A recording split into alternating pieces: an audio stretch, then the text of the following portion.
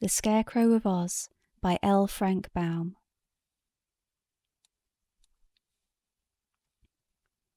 Chapter 3. The Auk. The eyes that regarded them, as the creature stood dripping before them, were bright and mild in expression, and the queer addition to their party made no attempt to attack them, and seemed quite as surprised by the meeting as they were. "I wonder," whispered Trot, "what it is." "Who, me?" exclaimed the creature in a shrill, high-pitched voice. "Why, I'm an orc." "Oh," said the girl. "but what is an orc?" "I am," he repeated, a little proudly, as he shook the water from his funny wings. "and if ever an orc was glad to be out of the water and on dry land again, you can be mighty sure that I'm that especial individual orc." "Have you been in the water long?" inquired Cap'n Bill, thinking it only polite to show an interest in the strange creature.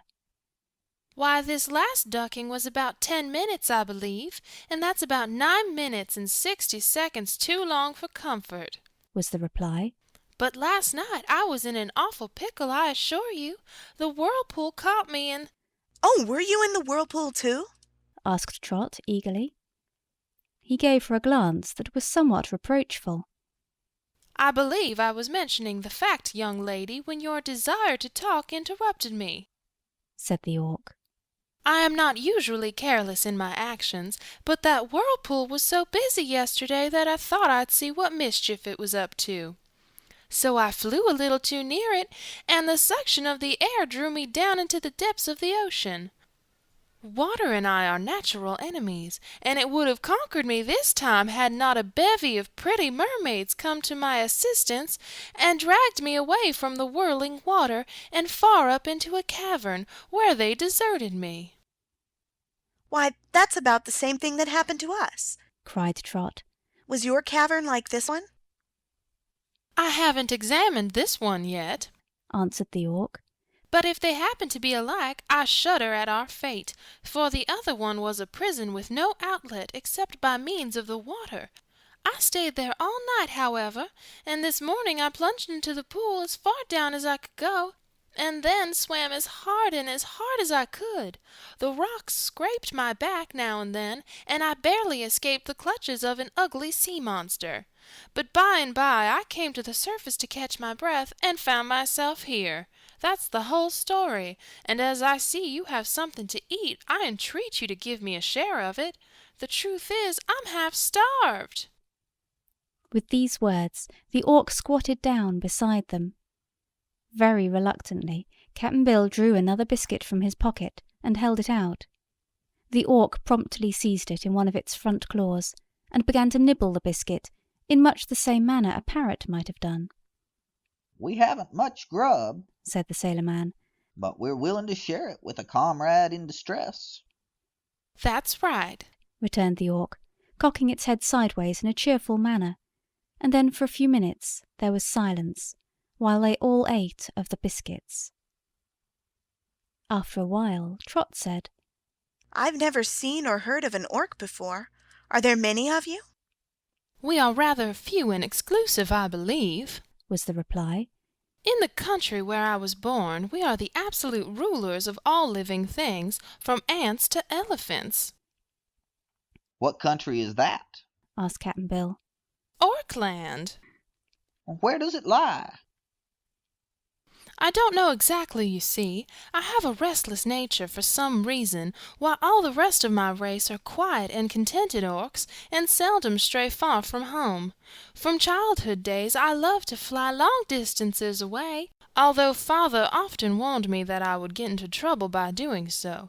'It's a big world, Flipper, my son,' he would say, 'and I've heard that in parts of it live queer two-legged creatures called men, who war upon all other living things, and would have little respect for even an orc.' This naturally aroused my curiosity, and after I had completed my education and left school, I decided to fly out into the world and try to get a glimpse of the creatures called men. So I left home without saying good-bye, an act I shall always regret. Adventures were many, I found. I sighted men several times, but have never before been so close to them as now. Also, I had to fight my way through the air, for I met gigantic birds with fluffy feathers all over them, which attacked me fiercely. Besides, it kept me busy escaping from floating airships. In my rambling, I had lost all track of distance or direction, so that when I wanted to go home, I had no idea where my country was located. I've now been trying to find it for several months, and it was during one of my flights over the ocean that I met the whirlpool and became its victim." Trot and Cap'n Bill listened to this recital with much interest, and from the friendly tone and harmless appearance of the Auk, they judged he was not likely to prove so disagreeable a companion as at first they had feared he might be. The Auk sat upon its haunches much as a cat does, but used the finger-like claws of its front legs almost as cleverly as if they were hands. Perhaps the most curious thing about the creature was its tail, or what ought to have been its tail.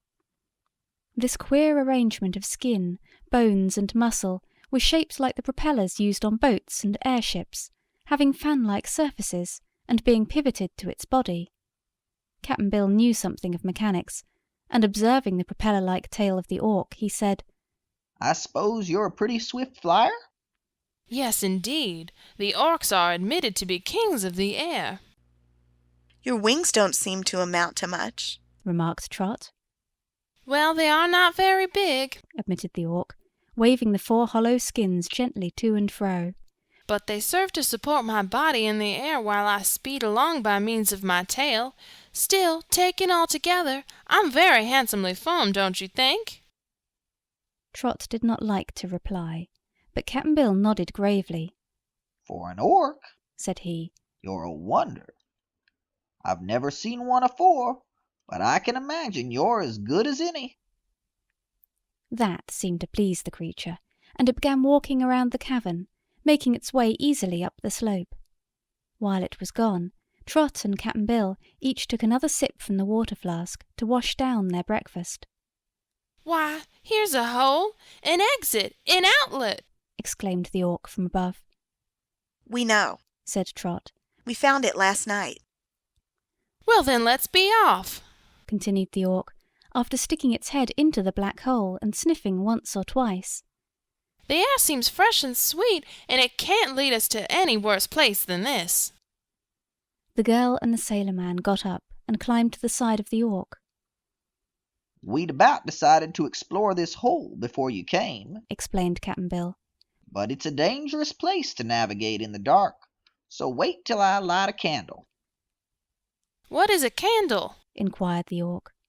"You'll see in a minute." Said Trot.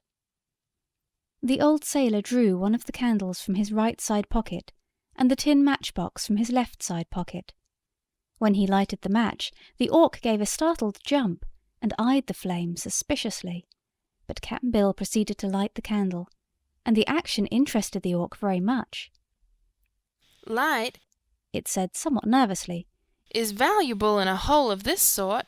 The candle is not dangerous, I hope." "Sometimes it burns your fingers, answered Trot. but that's about the worst it can do, except to blow out when you don't want it to." Cap'n Bill shielded the flame with his hand and crept into the hole. It wasn't any too big for a grown man, but after he had crawled a few feet it grew larger. Trot came close behind him, and then the Auk followed. Seems like a regular tunnel. Muttered the sailor man, who was creeping along awkwardly because of his wooden leg. The rocks, too, hurt his knees.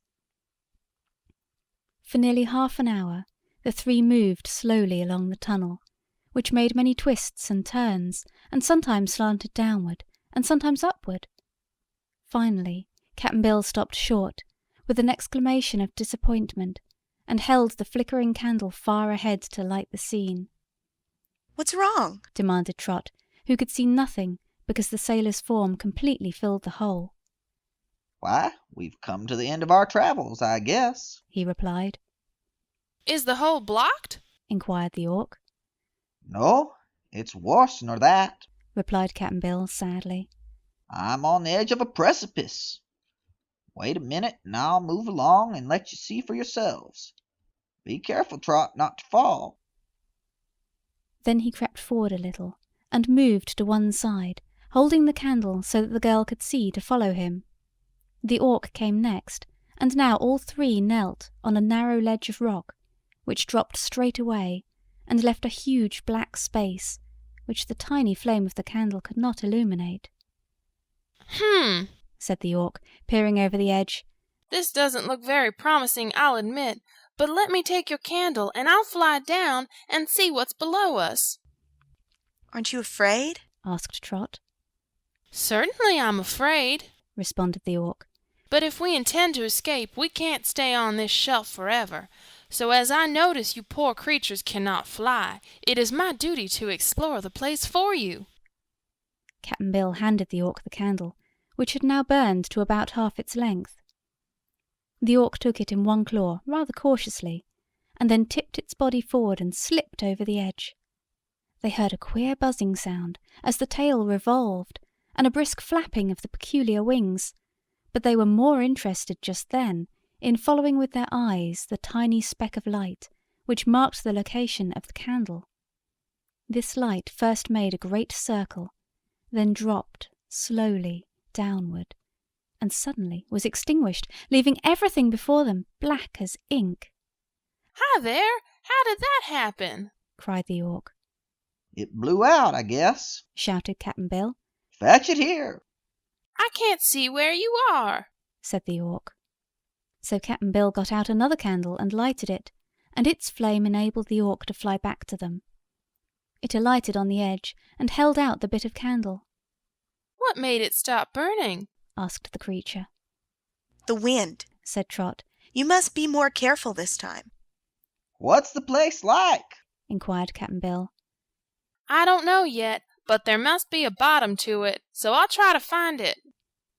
With this, the Auk started out again, and this time sank downward more slowly. Down, down, down it went, till the candle was a mere spark, and then it headed away to the left, and Trot and Cap'n Bill lost all sight of it.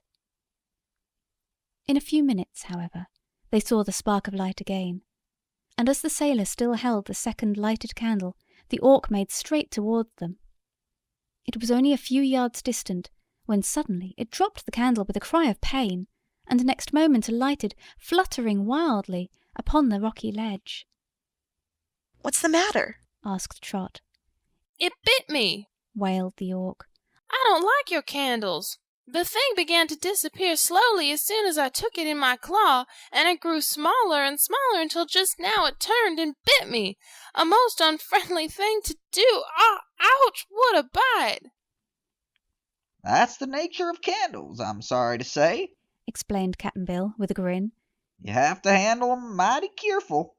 But tell us, what did you find down there?" "I found a way to continue our journey," said the Auk, nursing tenderly the claw which had been burned. "Just below us is a great lake of black water, which looked so cold and wicked that it made me shudder. But away at the left there's a big tunnel, which we can easily walk through. I don't know where it leads to, of course, but we must follow it and find out."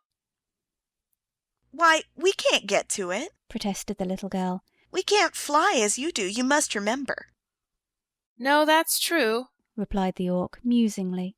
"Your bodies are built very poorly, it seems to me, since all you can do is crawl upon the earth's surface. But you may ride upon my back, and in that way I can promise you a safe journey to the tunnel." "Are you strong enough to carry us?" asked Cap'n Bill doubtfully. "Yes, indeed. I'm strong enough to carry a dozen of you, if you could find a place to sit," was the reply. "but there's only room between my wings for one at a time, so I'll have to make 2 trips." "All right, I'll go first," decided Cap'n Bill. He lit another candle for Trot to hold while they were gone, and to light the Auk on his return to her, and then the old sailor got upon the Auk's back, where he sat with his wooden legs sticking straight out sideways. "If you start to fall, clasp your arms around my neck," advised the creature.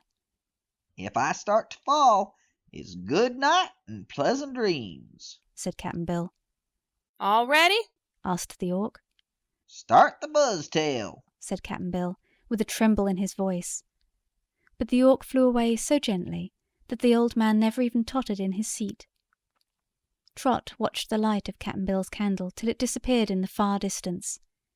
She didn't like to be left alone on this dangerous ledge, with a lake of black water hundreds of feet below her, but she was a brave little girl, and waited patiently for the return of the Orc. It came even sooner than she had expected, and the creature said to her, "Your friend is safe in the tunnel. Now then, get aboard and I'll carry you to him in a jiffy." I'm sure not many little girls would have cared to take that awful ride through the huge black cavern on the back of a skinny Orc. Trot didn't care for it herself, but it just had to be done, and so she did it as courageously as possible. Her heart beat fast, and she was so nervous she could scarcely hold the candle in her fingers as the Orc sped swiftly through the darkness. It seemed like a long ride to her, yet in reality the Orc covered the distance in a wonderfully brief period of time, and soon Trot stood safely beside Cap'n Bill on the level floor of a big, arched tunnel. The sailor man was very glad to greet his little comrade again, and both were grateful to the Orc for his assistance. "I don't know where this tunnel leads to," remarked Cap'n Bill, "but it surely looks more promising than that other hole we crept through." When the Orc is rested, said Trot. we'll travel on and see what happens. "Rested!" cried the Orc, as scornfully as his shrill voice would allow. "That bit of flying didn't tire me at all. I'm used to flying days at a time without ever stopping." "Then let's move on," proposed Cap'n Bill. He still held in his hand one lighted candle, so Trot blew out the other flame and placed her candle in the sailor's big pocket. She knew it was not wise to burn 2 candles at once. The tunnel was straight and smooth and very easy to walk through, so they made good progress. Trot thought that the tunnel began about 2 miles from the cavern where they had been cast by the whirlpool, but now it was impossible to guess the miles travelled, for they walked steadily for hours and hours, without any change in their surroundings. Finally, Cap'n Bill stopped to rest. "There's something queer about this 'ere tunnel, I'm certain," he declared, wagging his head dolefully. "Here's 3 candles gone already, and only 3 more left us. Yet the tunnel's the same as it was when we started, and how long it's going to keep up no one knows." Couldn't we walk without a light? asked Trot. The way seems safe enough. "It does right now," was the reply. "but we can't tell when we are likely to come to another gulf, or something just as dangerous. In that case, we'd be killed afore we knew it." "Suppose I go ahead," suggested the Orc. "I don't fear a fall, you know, and if anything happens, I'll call out and warn you." That's a good idea, declared Trot, and Cap'n Bill thought so too. So the Orc started off ahead, quite in the dark, and hand in hand the 2 followed him. When they had walked in this way for a good long time, the Orc halted and demanded food. Cap'n Bill had not mentioned food because there was so little left, only 3 biscuits and a lump of cheese about as big as his 2 fingers, but he gave the Orc half of a biscuit, sighing as he did so. The creature didn't care for the cheese, so the sailor divided it between himself and Trot. They lighted a candle and sat down in a tunnel while they ate. "My feet hurt me," grumbled the Orc. "I'm not used to walking, and this rocky passage is so uneven and lumpy that it hurts me to walk upon it." Can't you fly along? asked Trot. "No, the roof is too low," said the Orc. After the meal they resumed their journey, which Trot began to fear would never end. When Cap'n Bill noticed how tired the little girl was, he paused and lighted a match, and looked at his big silver watch.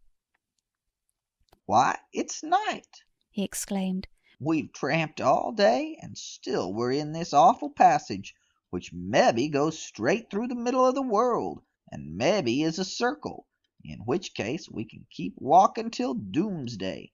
Not knowing what's before us so well as we know what's behind us, I propose we make a stop now, and try to sleep till morning." "That will suit me," asserted the Orc with a groan. My feet are hurting me dreadfully, and for the last few miles I've been limping with pain." My foot hurts too, said the sailor, looking for a smooth place on the rocky floor to sit down. "Your foot? Cried the Orc. Why, you've only one to hurt you, while I have 4. So I suffer 4 times as much as you possibly can. Here, hold the candle while I look at the bottom of my claws. I declare," he said, examining them by the flickering light, "there are bunches of pains all over them." Perhaps said Trot, who was very glad to sit down beside her companions. you've got corns. "Corns? Nonsense! Orcs never have corns," protested the creature, rubbing its sore feet tenderly. Then maybe they're what do you call 'em, Cap'n Bill? Something about the Pilgrim's Progress, you know. onions. Said Cap'n Bill. Oh yes, maybe you've got bunions. "It is possible, Moaned the Orc. but whatever they are, another day of such walking on them would drive me crazy." I'm sure they'll feel better by morning. Said Cap'n Bill, encouragingly. Go to sleep and try to forget your sore feet. The Orc cast a reproachful look at the sailor man, who didn't see it. Then the creature asked plaintively, "Do we eat now, or do we starve?" There's only half a biscuit left for you. answered Cap'n Bill. No one knows how long we'll have to stay in this dark tunnel where there's nothing whatever to eat, so I advise you to save that morsel of food till later. "Give it to me now. demanded the Orc. If I'm going to starve, I'll do it all at once, not by degrees." Cap'n Bill produced the biscuit, and the creature ate it in a trice. Trot was rather hungry, and whispered to Cap'n Bill that she'd take part of her share, but the old man secretly broke his own half-biscuit in 2, saving Trot's share for a time of greater need. He was beginning to be worried over the little girl's plight, and long after she was asleep and the Orc was snoring in a rather disagreeable manner, Cap'n Bill sat with his back to a rock and smoked his pipe and tried to think of some way to escape from this seemingly endless tunnel. But after a time he also slept, for hobbling on a wooden leg all day was tiresome, and there in the dark slumbered the 3 adventurers for many hours, until the Orc roused itself and kicked the old sailor with one foot. "It must be another day," said he. End of chapter 3.